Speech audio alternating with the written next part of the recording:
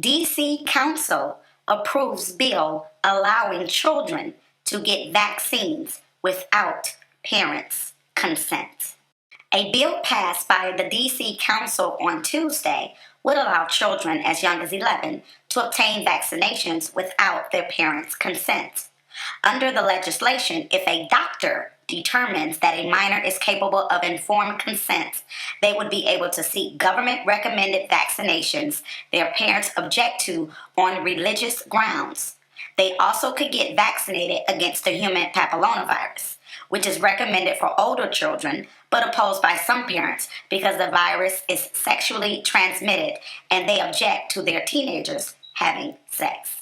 The idea for the legislation was born out of the measles outbreaks in the United States last year. But Councilmember Vincent D. Gray, who shepherded it to passage as chair of the Health Committee, said the hope of an imminent coronavirus vaccine gave the bill new urgency. One thing we've learned from COVID, for example, is that policymakers, lawmakers need to make science-driven decisions about public health policy.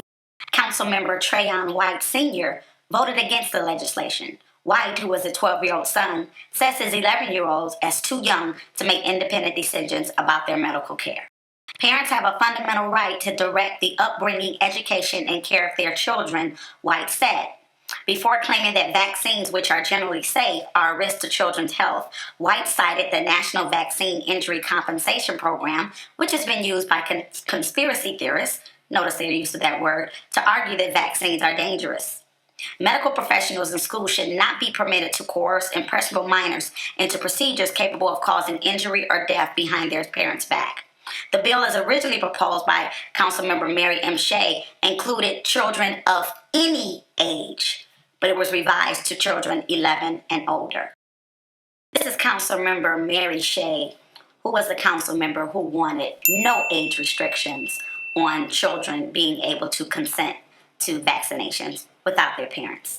This tearing away of parental authority reminds of UNESCO, the United Nations Educational, Scientific, and Cultural Organization, which has served as an international school board. Let's take a listen to their philosophy.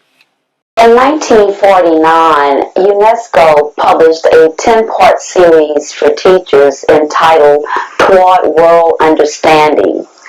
Let me read just one statement. As we have pointed out, it is frequently the family that infects the child with extreme nationalism.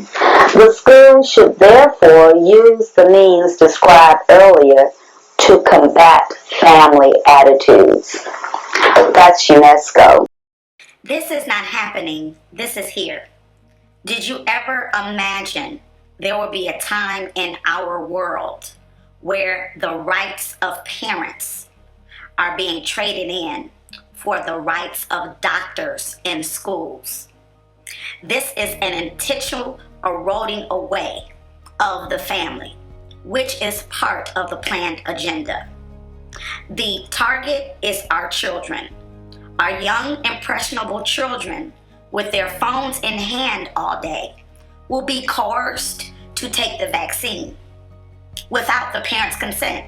Actually, they will begin to pit the parents against the children, telling the children that the vaccine is great for the world and your parents are bad for not doing that.